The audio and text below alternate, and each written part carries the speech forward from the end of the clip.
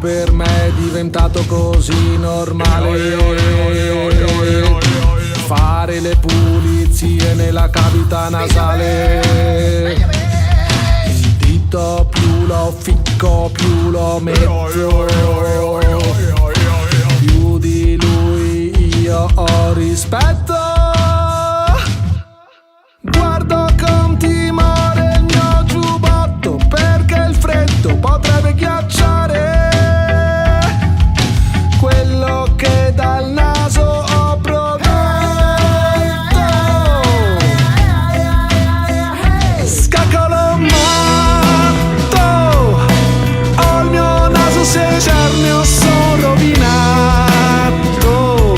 Son talmente abituato che non ci faccio ormai più caso ad usare l'ostura lavandini per il naso.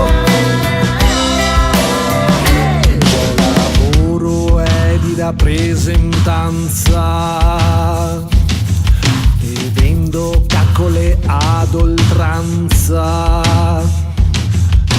Nella mia stanza n'è una collezione intera. Ne vendo senza licenza, rischio la galera.